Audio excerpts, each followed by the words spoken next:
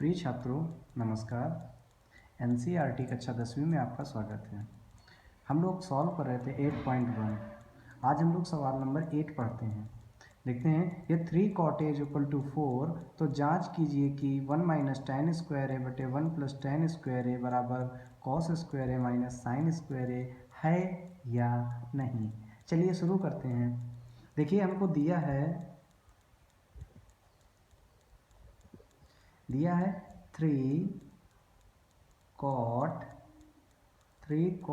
a = 4।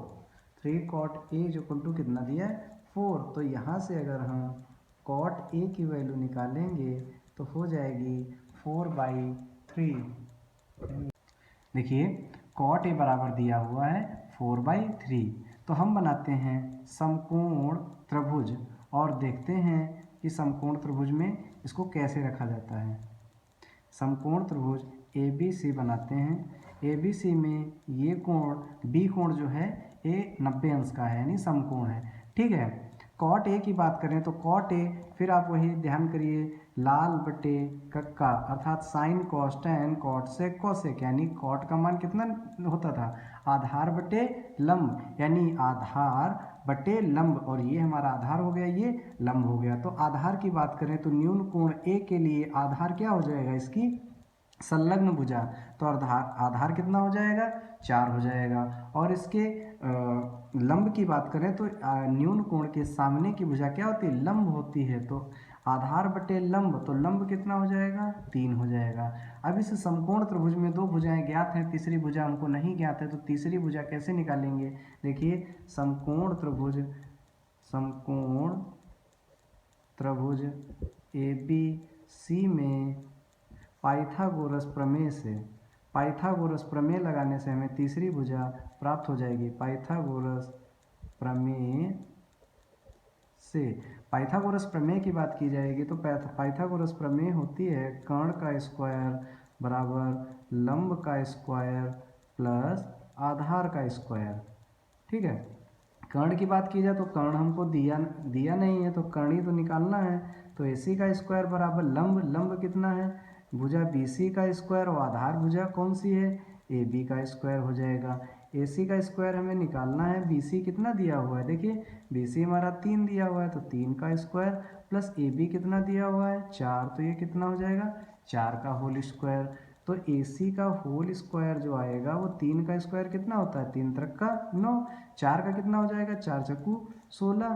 तो AC का whole square आ जाएगा 9 16 जोड़ के कितना हो जाएगा 25। तो AC बराबर कितना आ जाएगा √25। अब देखिए AC की वैल्यू आ गई, तो AC की जब वैल्यू आ गई तो हम क्या करेंगे, अभी AC अंडर रूट में है तो AC बराबर आ जाएगा 25 किसका स्क्वायर रूट होता है 5 का, तो AC की वैल्यू आ जाएगी 5। अब इसको हम त्रिभुज में रख देंगे, ये रख दिया। अब हमारे पास त्रिभुज की तीनों भुजाएं ज्ञात हैं। अब हमसे जो पूछ रहा है वो हम लिखते हैं कि है या नहीं है। तो ध्यान से देखिए, पूछ रहा है 1 - tan square a upon 1 + tan square a = cos square a - sin square a है या नहीं है। तो सबसे पहले हम इसका LHS ले लेते हैं। क्या ले लेंगे, LHS लेने पर अब इसको हम LHS लेने पर हल करेंगे। LHS में क्या दिया हुआ है, 1 - tan square a upon 1 + tan square a। इस LHS को जब हम हल करेंगे तो देखिए कैसे हल करेंगे, 1 - tan स्क्वायर a। अब tan स्क्वायर a है चूंकि, तो इसको हम क्या लिख सकते हैं, tan a का होल स्क्वायर भी तो लिख सकते हैं। क्या लिख सकते हैं, tan a का होल स्क्वायर। और ये क्या है 1 प्लस, इसको भी हम क्या लिख सकते हैं, tan a का होल स्क्वायर। आगे देखते हैं, ये देखिए 1 - tan, अब ध्यान से देखिएगा, tan a की वैल्यू जो है त्रिभुज की बात की जाए तो tan a की वैल्यू त्रिभुज में कितनी आएगी, tan बराबर क्या होता है लंब बटे आधार, अर्थात लंब कितना हो जाएगा BC 3, और आधार कितना हो जाएगा 4 हो जाएगा, है ना 4 हो जाएगा।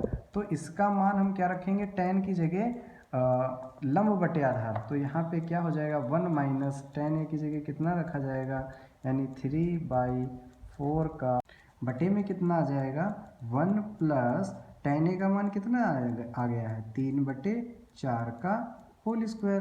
तो ध्यान से देखिए ये हो जाएगा 1 माइनस 3 का स्क्वायर करोगे 3 त्रिक का 9 बटे 4 का करोगे 4 चक्कू 16 और पूरे का बटे 1 प्लस 3 का करोगे 3 त्रिक का 9 और बटे 4 का करोगे 4 चक्कू 16। ध्यान से देखिएगा 16 एकन्नम 16 से 9 जाएगा, यानी इसको हम लिख सकते हैं 16 माइनस 9 बटे 16 और ये पूरे का बटे 16 एकन्नम 16 प्लस 9 बटे 16 है ना। अब ध्यान से देखिएगा 16 से 9 जाएगा, कितना बचेगा 7, ठीक है। और ये 16 इससे कट जाएगा 7 बटे और 16 9 कितना होता है 25। अर्थात ये हमारा जो 1 माइनस टेन स्क्वायर है अपन 1 प्लस टेन स्क्वायर थे था, इसका मान कितना आया 7 बटे 25। अब हम इसको हल करते हैं, कॉस स्क्वायर है माइनस साइन स्क्वायर है को देखते हैं इसका मान इतना ही आता है या कम ज़्यादा आता है। तो अब क्या लेंगे RHS लेने पर, RHS लेने पर RHS जब लोगे तो RHS में क्या दिया हुआ है कॉस स्क्वायर है माइनस साइन स्क्वायर है। तो कॉस स्क्वायर है अर्थात कॉस है, यानी कॉस का त्रिभुज में मान कितना हो जाएगा, देखिए कॉस बराबर क्या होता है लंब बटे सॉरी आधार बटे कर्ण। तो आधार कितना हो जाएगा AB का मान कितना है 4 और बटे कर्ण कितना हो जाएगा 5, यानी 4 बटे 5 का होल स्क्वायर माइनस इसको देखिए साइन ए बराबर क्या होता है लंब बटे कर्ण। लंब का मान कितना दिया हुआ है 3 और कर्ण का मान कितना दिया हुआ है 5, अर्थात 3 बटे 5 का होल स्क्वायर। तो ये बराबर आपका हो जाएगा 4 का स्क्वायर करोगे 4 चक्कू 16, 5 का करोगे पचम 25 माइनस 3 का करोगे 3 त्रिक का 9, 5 का करोगे पचम 25। ये हमारा आ जाएगा नीचे से LHS मिल जाएगा 25 और 16 से ये 9 घट जाएगा, 16 से 9 जाएगा 7 बटे 25। इसका भी मान 7 बटे 25 आया, इसका भी मान 7 बटे 25 आया था, अर्थात LHS बराबर RHS। तो हम कह सकते हैं कि 1 minus tan square A upon 1 plus tan square A is equal to cos square A minus sine square A होता है। ठीक है, ये आपका सवाल हो गया। अगला देखिए, चलिए देखिए 9 नंबर, त्रिभुज ABC में जिसका कोण B समकोण है, यदि tan A बराबर 1/√3 तो निम्नलिखित के मान ज्ञात कीजिए। दिया हुआ है कोई समकोण त्रिभुज ABC है जिसका B कोण क्या है समकोण है। यदि tan A बराबर 1/√3 तो निम्नलिखित के मान ज्ञात कीजिए। sin A cos C plus cos A sin C, cos A cos C minus sin A sin C का मान पूछा है। तो ध्यान से देखिए हमको जो दिया है वो हम सबसे पहले लिखते हैं। जो दिया है क्या दिया है tan A बराबर 1/√3। तो tan A बराबर क्या होता है लंब बटे आधार, अर्थात लंब हमारा 1 हो जाएगा, आधार कितना हो जाएगा √3 हो जाएगा।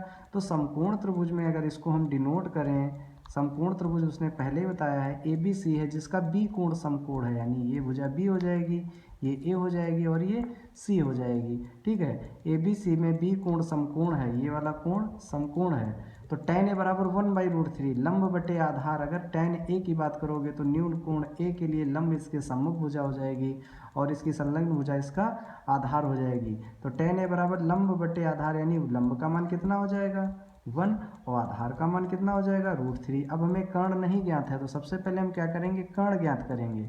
कर्ण ज्ञात करने के लिए क्या कहेंगे, देखिए समकोण त्रिभुज ABC में पाइथागोरस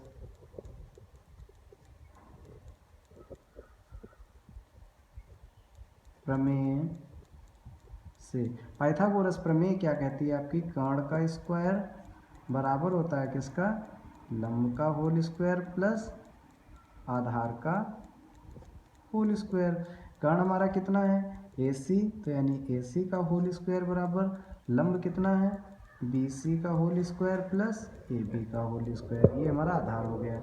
AC का होल स्क्वायर निकालना है, BC का मान कितना दिया है 1 का होल स्क्वायर, AB का होल स्क्वायर कितना हो जाएगा √3 का होल स्क्वायर। ये देखिए 1 का होल स्क्वायर 1 ही होता है, √3 का स्क्वायर करोगे तो रूट हट जाएगा 3 आएगा। ये हमारा आ गया AC का होल स्क्वायर, तो AC का होल स्क्वायर का मान 3 है 4 आ गया। तो AC का मान कितना आ जाएगा √4। तो AC की वैल्यू कितनी आ जाएगी 2 आ जाएगी। 4 किसका स्क्वायर रूट होता है 2 का होता है, तो AC की वैल्यू कितनी आ जाएगी 2 आ जाएगी। अब हमें जो मान निकालने हैं इस समीकरण में आराम से मान रख के हल कर सकते हैं। देखिए किसका निकालना है, पहला मान निकालना है sign A cos C plus cos A into sine सी। यहाँ पे प्लस नहीं है, देखिए sign A cos C plus cos A sign सी। मान रखिए साइन ए की बात करोगे तो न्यून कोण ए के लिए साइन बराबर होता है लंब बटे कर्ण, अर्थात लंब बटे कर्ण। ए के लिए लंब 1 हो जाएगा, कर्ण 2 हो जाएगा, तो साइन ए का मान क्या हो जाएगा 1/2। कॉस सी यानी इस न्यून कोण की बात करेंगे तो इस न्यून कोण के लिए कॉस, आप यहाँ से फिर देख लीजिए लाल बटे कक्का, यानी कॉस का मान क्या होता है आधार बटे कर्ण। तो आधार की बात की जाएगी इस न्यून कोण के लिए तो आधार हो जाएगा 1 और कर्ण कितना हो जाएगा आधार बटे कर्ण, कर्ण कितना हो जाएगा इसके लिए 2, ठीक है। प्लस कॉस ए न्यून कोण के लिए कॉस बराबर क्या होता है आधार बटे कर्ण, तो ए न्यून कोण के लिए आधार कितना हो जाएगा √3 और बटे कर्ण कितना हो जाएगा 2 और इंटू साइन सी इस एंगल की बात करेंगे तो सी न्यून कोण के लिए साइन का मान लंब बटे कर्ण और इसके लिए इसके लिए हमारा लंब क्या हो जाएगा इस न्यून कोण के सम्मुख भुजा यानी √3 अपान और कर्ण कितना हो जाएगा 2। तो ध्यान से देखिए 1 की गुणा 1 से करोगे 1 और 2 की 2 से करोगे 4 प्लस √3 की गुणा करोगे 3 आएगा यानी रूट हट जाएगा 2 और 2 की गुणा करोगे कितना आएगा 4। तो ध्यान से देखिए नीचे एलसीएम 4 मिल जाएगा 1 + 3 अर्थात 3 और 1 मिलके कितना हो जाएगा 4/4, 4 4 कट जाएगा, इसका मान कितना आ जाएगा 1। यही हमारा आंसर है। अगला देखिए, अगला कह रहा है कॉस